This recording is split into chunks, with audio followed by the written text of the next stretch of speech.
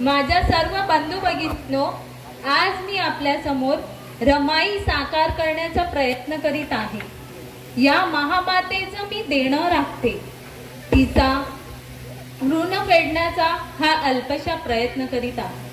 7 February 1898 माझा जन्म रत्नागिरी जिल्ह्यात, कोकणातील रत्नागिरी जिल्ह्यातील दापोली तालुक्यातील वणंद या छोट्याशा गावी झाला. भिकू धोत्रे व रुक्मिणीची आम्ही 4 लेकरं. मोठ्या बहिणीचे लग्न झाले होते. तिच्यानंतर मी व माझ्यानंतर गौरा आणि शंकर. बाबा दाभोळ बंदरावरील माशांनी भरलेले टोपले वाहायचं काम करायचे, तर आई घरची सर्व कामे करीत असत. तिचा माझ्यावर खूप जीव होता. सारखी रामे रामे करायची. घरकामात तिला माझी मदत व्हायची. असे माझे बालपण गरिबीत, कष्टात पण सुखात चालले होते. लेकरांनो, लहानपणी कोणाचेच मायबाप मरू नये. अवघ्या 7 वर्षाची होते मी आणि माझे मायबाप गेले. आधी आई गेली. आईच्या दुःखातून सावरत असताना माझे वडीलही निघून गेले. एका ओल्या दुःखावर दुसरं दुःख येऊन कोसळलं. या मरणांनी मला पोरकं केलं. नियतीने माझ्या काळजाचा लचकाच तोडला. माझा बाप मला पोरकं करून गेला. माझा बाप मला पोरकं करून गेला. त्यानंतर आम्ही भावंड काका व मामांसोबत मुंबईला राहायला आलो. भायखळ्याच्या बाजाराजवळ चाळीत आम्ही राहू लागलो. बघता बघता 1908 साल उगवलं. मी 9 वर्षाचे झाले. माझ्या काका व मामांच्या डोक्यात माझे लग्नाचे विचार घोळू लागले. परळीतील दबक चाळीत राहणाऱ्या रामजी सुभेदारांनी माझ्यातलं ते पोरके पण ओळखलं आणि रामजी बाबांनी त्यांचा मुलगा भीमराव रामजी आंबेडकर यांच्यासाठी ह्या पोरक्या अडाणी रमाची निवड केली. लेकरांनो, रविवारचा दिवस होता. भाजी मंडईत फार गर्दी होती. पाऊस थांबायचं नावच नव्हता घेत. एका गटारावरती लाकडाच्या 2 फळ्या टाकल्या आणि तिथे आमचा विवाह सोहळा संपन्न झाला. लेकरांनो, 4 एप्रिल 1908 साली मला एका युगंधराची अर्धांगिनी होण्याचा सन्मान मला मिळाला. एका युगंधराची अर्धांगिनी होण्याचा सन्मान मला मिळाला. एवढं खरं होतं, मी एका वादळात सापडले होते. माझ्या पदराची काट एका तुफानाशी बांधली गेली होती. पण आता खऱ्या अर्थाने मी रमाई भीमराव आंबेडकर झाले. रमाई भीमराव आंबेडकर. त्या 2च खोल्या होत्या. एका खोलीत संसार होता, तर दुसऱ्या खोलीत ज्ञानसूर्य प्रखर होत होता. एक दिवस साहेब मला म्हणतात, रामू, तुला आता शिकायला हवं. सावित्रीबाईंना जसे ज्योतिरावांनी शिकवलं तसं मी तुला शिकवीन. घरची बाई ही शिकलीच पाहिजे. तिला लिहिता वाचता आलेच पाहिजे. सुरुवातीला मी भारावून गेले, पण हळूहळू मी लिहायला वाचायला शिकले. लेकरांनो, काही दिवसांनी ह्या घरात नवीन पालवी फुटली. भीमराव आता बाप झाले होते. त्यांनी आपल्या मुलाचे नाव यशवंत ठेवले, कारण त्यांचे गुरु महात्मा ज्योतिराव फुले यांच्या दत्तक मुलाचे नाव यशवंत होते. 1923 साली लंडन विद्यापीठाने साहेबांना DSc ची पदवी, रुपयाचा प्रश्न या प्रबंधाला दिली. सगळीकडे माझ्या साहेबांचा नावाचा जय जयकार होत होता. भीमराव आंबेडकरांचा विजय असो, बाबासाहेबांचा विजय असो. ह्या घोषणांनी सारा जनसमूह गलबलून गेला होता. साहेब आले विदेशातनं, तेही मोठी बॅरिस्टरची पदवी घेऊन. आज मामांजी असते तर लेकराचं कौतुक बघून मन किती भरून आलं असतं. आनंदाने त्यांची छाती कशी उंचावून गेली असती. बाई बाई, माझे साहेब आले, तेही विदेशातनं, मोठी बॅरिस्टरची पदवी घेऊन. सगळेजण साहेबांच्या स्वागताला गेले. मी तर त्यांची पत्नी होते. त्यांच्या स्वागताला कसे जावे? माझ्याकडे लुगडे फक्त एकच, आणि तेही फाटके. फाटलेले लुगडे नेसून जर मी साहेबांच्या स्वागताला गेले तर लोक काय म्हणतील? बॅरिस्टरची पत्नी फाटलेले लुगडे नेसून आली. नाही नाही, मी असं काही घडू देणार नाही ज्याने माझ्या साहेबांचा अपमान होईल. आता काय करावं, कसं करावं? एवढ्यात मला एक पेटी आठवली. त्यात साहेबांच्या कुठल्याशा सत्कारात कोल्हापूरच्या शाहू महाराजांनी त्यांना जरीचा पेठा दिला होता. आता ठरलं, हा जरीचा पेठा नेसून मी साहेबांच्या स्वागताला उभे राहिले. हा जनसमूह जमला होता.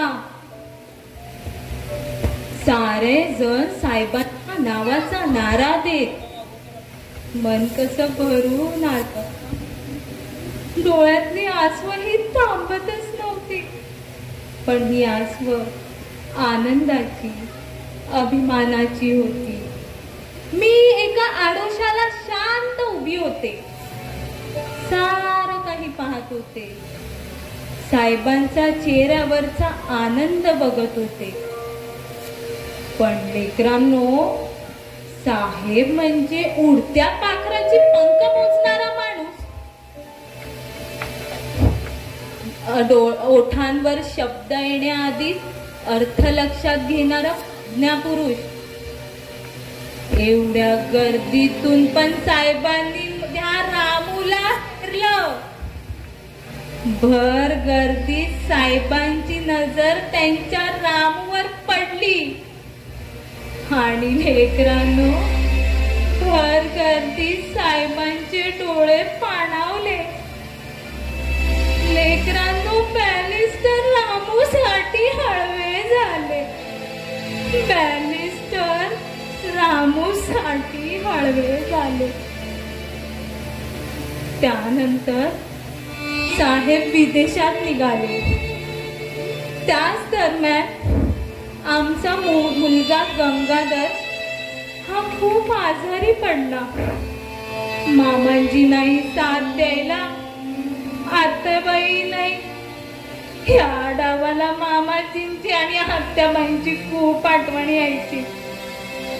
आता माझ्या गंगाधरला तापाने फणफणला होता. शेवटी लेकरांनो ह्याच मांडीवर माझ्या गंगाधरने अखेरचा श्वास घेतला. लेकरांनो, माझं पोटचं लेकरू मला सोडून निघून गेलं. माझं पोटचं लेकरू मला सोडून निघून गेलं. मी साहेबांना पत्र धाडलं. साहेब, आपला गंगाधर या जगात राहिला नाही हो साहेब. आपला गंगाधर ह्या जगात राहिला नाही. पण तुम्ही दुःख करीत बसू नका. मला ठाऊक आहे की हे पत्र वाचताना तुमच्या डोळ्यातल्या आसवांनी हे पुस्तकातले शब्दही वाहून गेले असतील. पण साहेब, असे अनेक गंगाधर जगले पाहिजेत. त्यासाठी आपल्याला एक औषध काढावं लागेल साहेब. अशा अनेक गंगाधरांसाठी आपल्याला लढावं लागेल साहेब. असे कुठलाच गंगाधर साहेब बिना औषधा पाण्याचा आपल्या आई बाबांना सोडून जाता कामा नये साहेब. असं औषध काढण्यासाठी तुम्हाला हे दुःख मागे ठेवावंच लागेल. आपल्या मुलाचं दुःख बाजूला ठेवावंच लागेल साहेब. हे दुःख बाजूला ठेवावंच लागेल. एके दिवशी साहेब मला म्हणतात, रामू, हे पशु पक्षी प्राणी या तळ्यातलं पाणी पितात की आपण तर माणसंच आहोत ग. मग आपण या पाण्याला शिवायचं सुद्धा नाही. असं का? आता साहेबांनी ठरवलं होतं या माणुसकीसाठी लढायचं. महाडच्या चौदार तळ्याचा सत्याग्रह करायचा. पाण्यासाठीचा सत्याग्रह करायचा. बाई, एवढं काही कळत नव्हतं मला, पण एवढं समजत होतं साहेब आपल्यासाठी काहीतरी वेगळं करते. काही दिवसांनी पुन्हा आमच्यात एक दुःखद घटना घडली. आमचा शेवटचा मुलगा राजरत्न ह्याचं खूप दुखायला लागलं. साहेबांनी त्याला मांडीवर घेतलं. साहेबांनी त्याला मांडीवर घेतला आणि त्याने साहेबांच्या मांडीवर जीव सोडला. साहेब मोठमोठ्याने रडू लागले. साहेब म्हणू लागले, माझा राजरत्न, माझा राजरत्न, माझा राजरत्न. साहेब म्हणू लागले, रामू, आपला रमेश, आपली इंदू, आपला गंगाधर या तीन लेकरांनी तुझ्या मांडीवर जीव सोडला आणि ह्याने माझ्या. साहेब म्हणू लागले, रामू, हे एवढं सगळं दुःख मी नसतानाही तू एकटीने कसं पेलवलं गस रामू? तू एकटीने कसं पेलवलं? साहेब म्हणत होते, मला माझ्या राजरत्नांची मुके घ्यायचे आहेत. मला माझ्या लेकराला डोळे भरून पाहू दे का रामू? मला माझ्या लेकराला डोळे भरून पाहू दे. या महासागराला अंबरडा बोलून रडताना मी पहिल्यांदाच पाहिलं. साहेब ओक्सी रडत होते. साहेब राजरत्नाला सोडतच नव्हते. पण आमचे थोरले दीर बाळाराम यांनी सर्व परिस्थिती सावरली. नंतर आम्ही हळूहळू राजरत्नाच्या दुःखातून सावरू लागलो. आता आम्ही राजगृहात राहायला गेलो.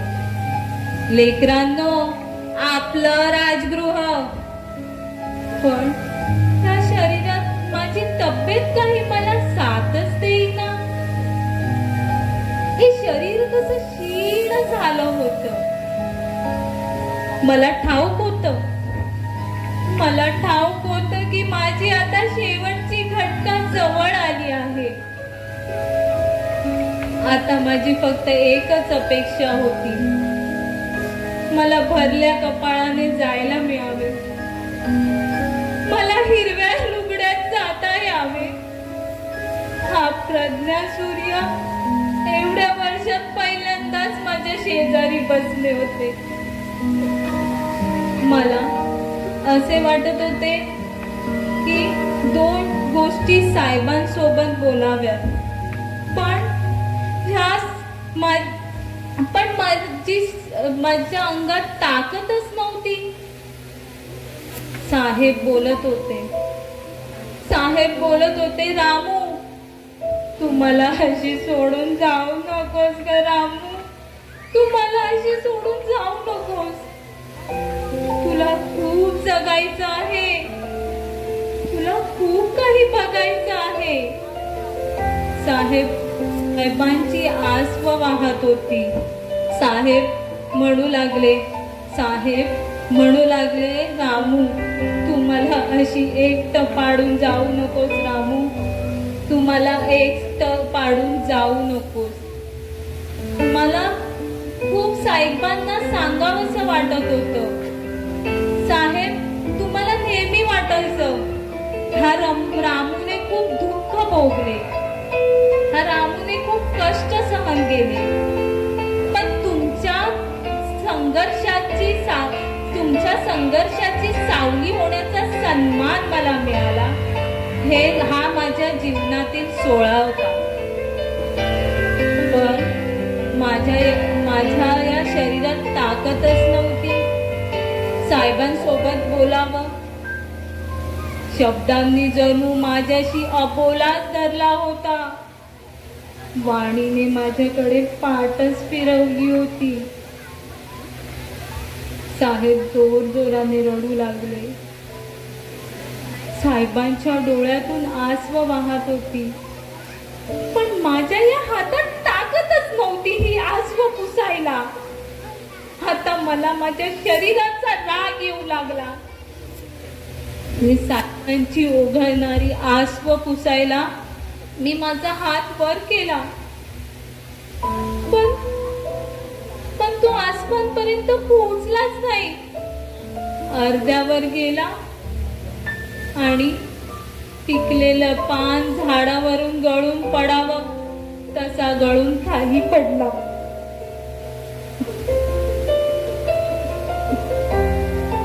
मित्रांनो, 27 मार्च 1932 साली या रामूने अखेरचा श्वास घेतला आणि या प्रज्ञासूर्याने एकच हंबरडा फोडला, रामू. रमाच्या जाण्यानंतरही साहेब लढले. हे वादळ शांत झालं नाही आणि ते होणारही नव्हतं.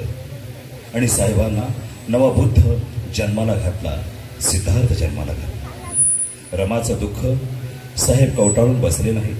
या दुःखावर विजय मिळवला आणि आता आपणा सर्वांना हा जन्माला घातलेला बुद्ध स्वीकारावा लागेल. तथागतांच्या विचाराखाली सगळ्यांनी एक व्हायला, त्या विचाराखाली सगळ्यांनी एक व्हा.